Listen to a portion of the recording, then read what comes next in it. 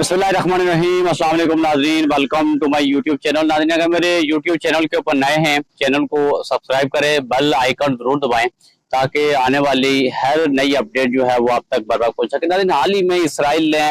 एक दफा फिर फलस्तीन के ऊपर एक खौफनाक दहशतगर्दाना अटैक करके जो इंसानियत की तमाम हदें थी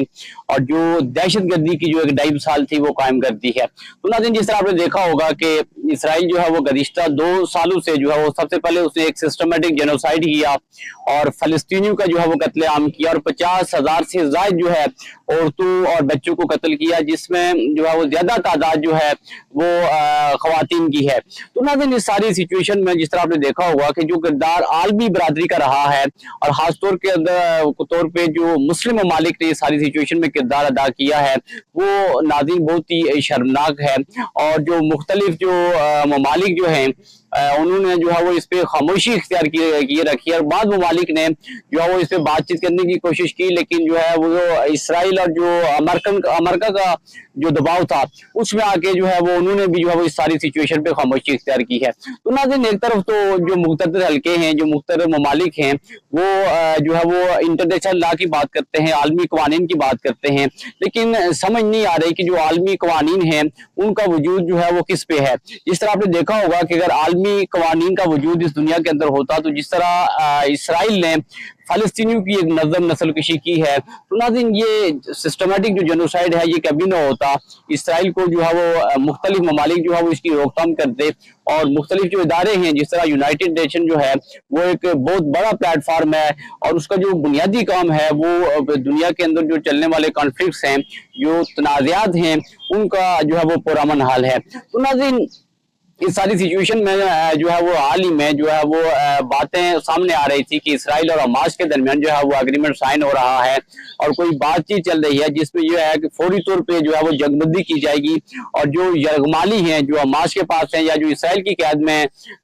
फलस्तीनी लोग हैं उनको जो है वो रिहा किया जाएगा और फलस्तीन खासतौर पर जो गजा की पट्टी है वहां पे जो इमदादी सरगर्मी है उनको बहाल किया जाएगा। तो नाज़रीन, इस सारी सिचुएशन में जहाँ एक पूरी दुनिया जो है वो एक उम्मीद और आस की किरण लगाई थी, तो उसमें जो है वो इसराइल ने जो है वो वहशियाना अटैक किया है एक दफा फिर और दहशतगर्दी की जो मजमूम मकासद थे उनको अचीव करने के लिए जो है वो जुल्म बर्बरियत की जो है वो नई हदें उबूर कर दी हैं। तो नाज़रीन, इस सारी सिचुएशन में इसराइल ये ब्लेम कर रहा है कि उसने जो है वो हमास के जो लीडर्स हैं या हमास के जो अराकीन हैं उनके ऊपर अटैक किया है और क्योंकि इस वजह से किया कि उन्होंने जो है वो इसराइली जो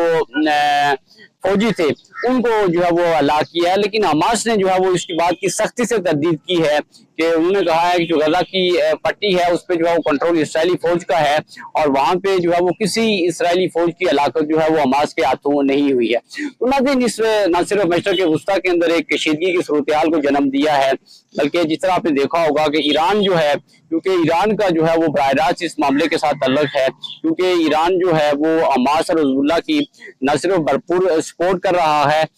माली सपोर्ट कर रहा है, बल्कि उनको जदीद तरीन हथियार भी जो है वो फराहम कर रहा है। लेकिन इसके बावजूद जो है वो इसराइल ने ईरान के अंदर जो है वो ईरानी लीडरशिप को टारगेट किया, जिसमें जो टॉप मिलिट्री लीडर्स थे उनको जो है वो मारा। इसके बाद जो है वो जो मिलिट्री कमांड थी उसको जो है वो ईरान के अंदर जाके ईरान की जो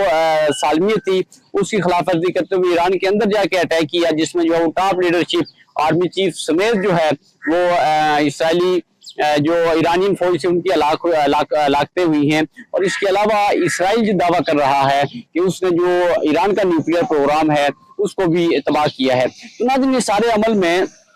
जो इसराइल का जो खदशा है या इसराइल को जो अपने वजूद का खतरा है वो हमास और हिज़्बुल्लाह से है और उसका ये प्लान है कि हमास और हिज़्बुल्लाह को जो है वो डीवेपनाइज किया जाए, उनसे जो है वो असला वगैरह जो है वो ये इनसे खत्म किया जाए। उनकी जो टॉप लीडरशिप है जो उनको पूरी गाइडेंस देती है उसको खत्म किया जाए, तो हमास और हिज़्बुल्लाह जो है वो खत्म हो सकती हैं और जो है वो इसराइल जो है वो अपना वजूद कायम रख सकता है। लेकिन इस सारे अमल में जिस तरह हमास और हिज़्बुल्लाह का बहुत बड़ा लॉस हुआ इस सारे अमल में। लेकिन उसके बावजूद जो है वो जो हमास और हिजबुल्लाह की रिटेलिएशन है, जो कार्रवाइयां हैं, उनमें बिल्कुल भी कमी नहीं आई है और पहले से बढ़ चढ़ के जो है वो इसराइली जो मुफादात हैं उनको जो है वो मशरक़ वस्ता के अंदर नुकसान पहुंचा रहे हैं। तो नाज़रीन, ये एक बहुत ही खतरनाक सूरत-ए-हाल है और दुनिया के अंदर जो तनाज़ात चल रहे हैं, बुनियादी तौर पर उन तनाज़ात को बगौर अगर देखा जाए तो मुख्तलिफ ममालिक की जो लीडरशिप है वो उन तनाज़ात को ख़त्म कर सकती है अगर उनके जो है वो उनमें संजीदा है और वाकई उसे जो है वो अपने जो आम शहरी हैं उनकी जो जिंदगी का तहफ़्फ़ुज़ अजीज है, तो मुख्तलिफ ममालिक जो है वो इसमें किरदार अदा कर सकते हैं। लेकिन मुख्तलिफ जो पॉलिटिकल इंटरेस्ट हैं या सियासतदानों के या जो मुख्तलिफ ममालिक के सरबराह हैं, उनके जो अपने मुफादात हैं, उनको जो है वो बढ़ाते हुए, उनको जो है वो तूल देते हुए जो है वो इन जंगों को जो है वो आगे बढ़वाते हैं, इन तनाज़ात को जो है वो आगे बढ़ाते हैं और जो है वो अपने मकासद को हासिल करते हैं। जिस तरह आपने देखा होगा कि अमेरिका के अंदर जिस तरह अमेरिका जो है वो इसराइल की पूरी सपोर्ट कर रहा है और डोनाल्ड ट्रंप ने जो है वो हालिया जो इलेक्शन कैंपेन थी उसमें जो है वो हमास और हिजबुल्लाह के बिल्कुल खात्मे का दावा किया और ईरान को जो है वो संगीन धमकियां दी, जिससे जो है वो अमेरिकन अवाम के अंदर जो है वो डोनाल्ड ट्रंप के हक में जज्बात बढ़े और उन्होंने जो है वो, क्योंकि इस तरह की जब खिताब या इस तरह के जो धमकी हमें बयानात हैं, ये मुख्तलिफ ममालिक के लीडर जो खास मौके के ऊपर देते हैं। जिस तरह इलेक्शन के दौरान जो है वो मुख्तलिफ ममालिक को जो है वो धमकाया जाता है और उनसे जो है वो उनके जो इंटरेस्ट है उनको नुकसान पहुंचाने के लिए जो है वो अपनी आवाम के जो जज्बात हैं उनकी जो तवज्जो हासिल की जाती है। तो नाज़रीन, ये एक बहुत बड़ा अलमिया है इस टाइम। और दूसरी जानिब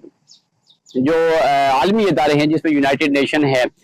मुस्लिम ममालिक का OIC का जो इंटरनेशनल फोरम है, नाज़रीन, ये सारे अमल में जो है वो ये इदारे बिल्कुल बेबस नजर आए हैं। और जिस तरह जो सेक्रेटरी जनरल हैं यूनाइटेड नेशन के, उन्होंने जो है वो बारहा जो है वो करारदादें भी पास की हुई है यूनाइटेड नेशन से और इस काम को सिर्फ मजम्मत की हद तक रखा गया है और प्रैक्टिकली तौर पे जो है वो इसराइल जो है उसको रोकने में सारी कुव्वतें नाकाम रही हैं। जो ये चीज़ आया करती है कि दुनिया के अंदर जो कवानीन हैं वो सिर्फ जो है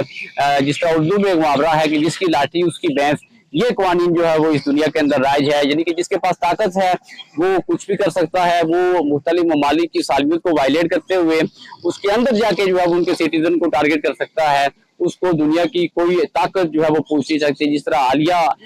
2 सालों में जो है वो हमने इसराइल की जो है वो जुल्म बर्बरियत और जो दहशतगर्दी देखी है, इसकी तारीख के अंदर मिसाल नहीं मिलती। तो नाज़रीन, सारी सिचुएशन में जो हालिया अटैक हुआ है, इसराइल ने अटैक किया है, इसको आप किस नज़र से देखते हैं और इसके मशरक़ वस्ता के अंदर जो है वो क्या असरात मुरतब हो सकते हैं और खासतौर पर जो हमास और हिजबुल्लाह हैं उनकी जानिब से जो है वो क्या रिएक्शन आ सकता है और क्या ये इसराइल की इस तरह की जारहाना कार्रवाइयाँ हमास और हिजबुल्लाह को ख़त्म कर सकती हैं? इस हवाले से जो है वो अपनी राय का इज़हार जरूर करें। आपकी राय जो है वो मेरे लिए बहुत ही काबिल एहतराम है। अपना बहुत सारा ख्याल रखिएगा। इंशाल्लाह मुलाकात होगी नेक्स्ट वीडियो में। अल्लाह हाफिज।